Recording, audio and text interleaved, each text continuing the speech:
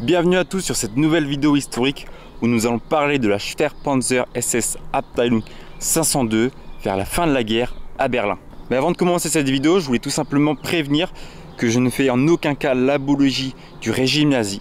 Et en tant que jeune passionné d'histoire, je pense qu'il est important tout simplement de s'intéresser aux plusieurs belligérants, que ce soit les Alliés, les Allemands, les Soviétiques. Les trois ont tous fait durant la Seconde Guerre mondiale des choses pas très correctes. D'autant plus les Allemands et les Soviétiques. Et si je traite de la Waffen-SS, tout simplement parce que ça m'intéresse et en aucun cas par nostalgie en mode « Ah, t'es jeune, t'es blond aux yeux bleus, ah bah voilà, t'es nostalgique de la Waffen-SS », pas du tout. Même si au fond c'est pas vraiment en lien avec moi et ma personne, mais quand même mon arrière-grand-père a été fusillé quelques jours après le 6 juin 1944 par la 12e SS Hitlerjugend, tout simplement parce qu'ils n'étaient pas contents que les Alliés ont débarqué en Normandie. Mais enfin, je vous souhaite à tous une excellente année 2025. J'espère que vous allez vous épanouir dans vos passions et sur le plan professionnel, familial, tout ça. Et je vous remercie aussi pour les superbes retours que j'ai eus sur ma dernière vidéo sur les 6 Tigres 1, leur origine et leur histoire. Ce n'est que le début pour 2025.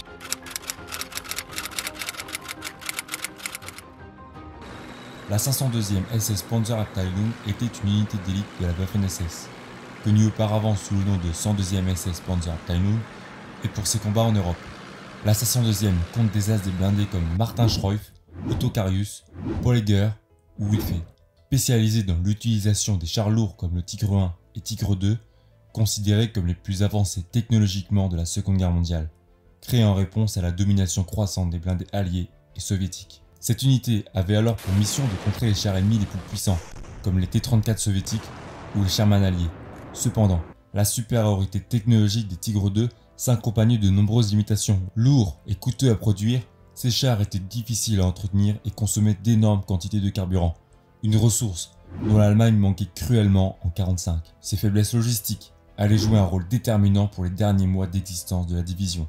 La division est alors engagée dans certains des combats les plus cruciaux de la fin de la guerre.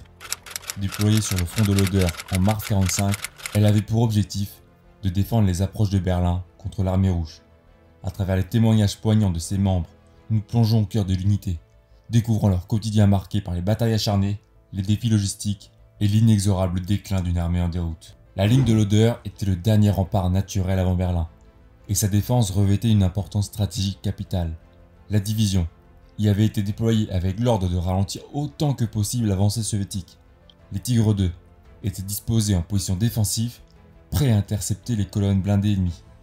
Les journées sur la ligne de l'Oder étaient marquées par des patrouilles de reconnaissance et des engagements sporadiques avec les avant-gardes soviétiques. Ces escarmouches mettaient en lumière les forces et les faiblesses des Tigre 2. Leur puissance de feu et leur blindage leur permettaient de détruire facilement des chars T-34 à longue portée, mais leur lenteur et leur consommation excessive de carburant rendaient les déplacements difficiles.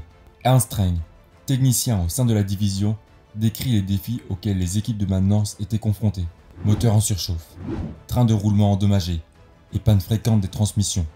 Sur les 30 chars initialement disponibles, seuls 13 étaient pleinement opérationnels à la mi-mars.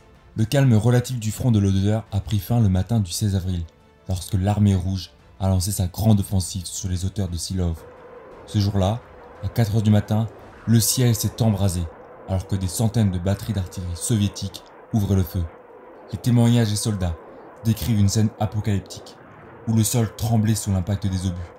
Wolfgang Fillor, qui se trouvait dans une tranchée à proximité de son char, se rappelle avoir vu le ciel s'illuminer d'un rouge éclatant, tandis que les explosions résonnaient comme un tonnerre ininterrompu. Les premières heures furent marquées par des pertes significatives, plusieurs chars étant détruits avant même d'avoir pu se repositionner. Malgré tout, les équipages restants ont riposté avec une détermination féroce, infligeant des pertes importantes aux blindés soviétiques. Les Tigre 2 anéantissent encore des T-34 malgré la supériorité numérique. Les lignes allemandes sur les hauteurs de Silov commencèrent à céder sous la pression incessante des vagues d'assaut soviétiques. L'offensive coordonnée, avec une précision implacable, impliquait non seulement des blindés et de l'artillerie, mais aussi des milliers de soldats soviétiques déterminés à percer le front coûte que coûte. Les Tigre 2, bien que redoutables en position défensive, ne pouvaient se déplacer rapidement pour couvrir les multiples points de percée. Wolfgang Fillor se souvient des ordres urgents qui arrivaient par radio, demandant un soutien immédiat dans les secteurs où les lignes allemandes étaient sur le point de s'effondrer. Les récits des survivants mettent en lumière le courage et l'endurance des équipages. Chaque tir du canon de 80 mm représentait une chance de ralentir l'ennemi, mais aussi un rappel de l'épuisement progressif des ressources. À plusieurs reprises, les Tigres 2 se retrouvèrent à court de munitions, obligeant leur équipage à improviser des solutions. Ernst Rhein décrit un moment particulièrement critique, où, après avoir vidé les obus principaux, son équipage s'est retrouvé à tirer avec des munitions inadaptées, simplement pour tenter de maintenir l'ennemi à distance. Les projecteurs soviétiques illuminaient le champ de bataille, exposant les positions allemandes. Un SS raconte comment cette lumière artificielle transformait le paysage en un cauchemar surréaliste. C'était comme si le jour s'était levé au milieu de la nuit. Mais ce jour-là apportait seulement la mort et la destruction. Les équipages, épuisés par 3 jours de combats incessants, continuèrent de se battre avec une détermination presque suicidaire, bien conscients que la chute de Silov signifierait l'ouverture de la route vers Berlin. 3 jours plus tard, le 19 avril, les hauteurs de Silov étaient entre les mains soviétiques. La 502e, lourdement affaiblie, reçut l'ordre de se replier vers Fürstenwald. Ce retrait, bien qu'essentiel pour préserver ce qui restait de la division, fut une épreuve en soi. Les Tigres 2, en raison de leur poids et de leur consommation de carburant, étaient particulièrement vulnérables lors des déplacements. Plusieurs chars durent être abandonnés en cours de route, leurs équipages forçant les moteurs jusqu'à ce qu'ils cèdent, avant de détruire les véhicules pour empêcher leur capture par l'ennemi. L'une des journées les plus éprouvantes pour la division à Fürstenwald fut marquée par une tentative de traverser la ville par une colonne blindée soviétique. Les Tigres 2, positionnés en embuscade, infligèrent des pertes lourdes à l'ennemi, détruisant plusieurs véhicules en quelques minutes. Cependant, cette victoire temporaire fut rapidement suivie par une contre-attaque massive qui força les Allemands à se replier. Berthold Fink, conducteur de char, se souvient d'avoir vu les bâtiments s'effondrer sous les tirs d'artillerie, les débris bloquant parfois les rues et rendant les manœuvres impossibles. Au final, il reste que 13 Tigres 2 restants pour contenir des milliers de chars soviétiques. Le repli vers Arensdorf se fit dans un chaos total. Les équipages étaient épuisés, non seulement par les combats incessants, mais aussi par le manque de nourriture et de sommeil. Ernst Rhein décrit des scènes de désespoir parmi les soldats. Beaucoup d'entre eux n'ayant plus aucun espoir de voir la fin de la guerre. Les Tigres 2, souvent en panne ou à court de carburant, furent laissés en arrière, leur équipage étant évacué à pied ou à bord de camions surchargés. Un soldat évoque un moment particulièrement poignant où son char, en panne sèche, fut abandonné dans une clairière. Nous avons placé des charges à l'intérieur. Puis, nous avons regardé la machine, qui nous avait protégés pendant tant de mois, se transformer en un tas de ferraille fumante. C'était comme perdre un camarade. À Arensdorf, les combats atteignirent un niveau de violence sans précédent. La 502e, réduite à une fraction de sa force initiale, tenta de tenir ses positions face à des vagues incessantes d'assaut soviétiques.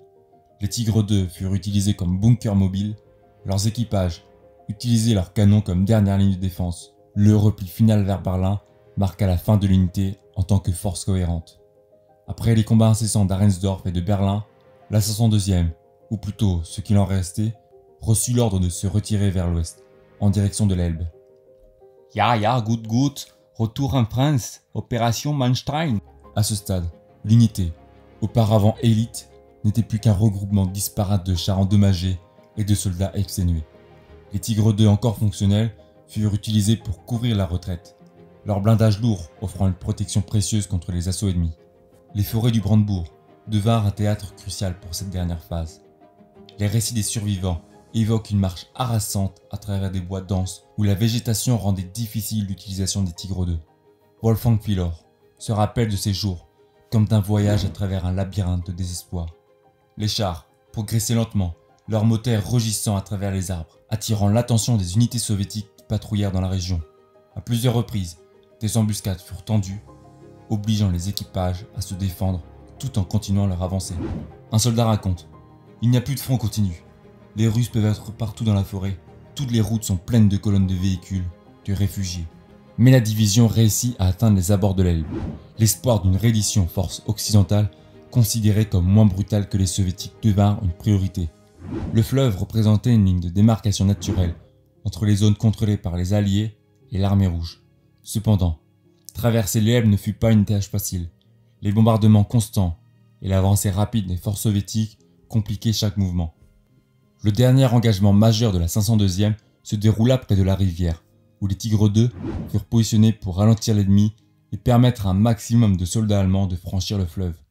Wolfgang Fillor décrit cette bataille comme une chorégraphie chaotique où chaque char tentait de couvrir les autres tout en évitant les tirs de l'artillerie soviétique.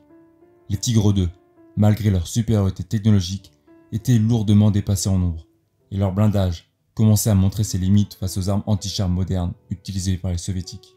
Le sort des derniers Tigre II illustre la tragédie de cette retraite. Certains furent détruits en combat direct, leur équipage périssant dans leur carcasse de métal en flammes juste avant la fin de la guerre.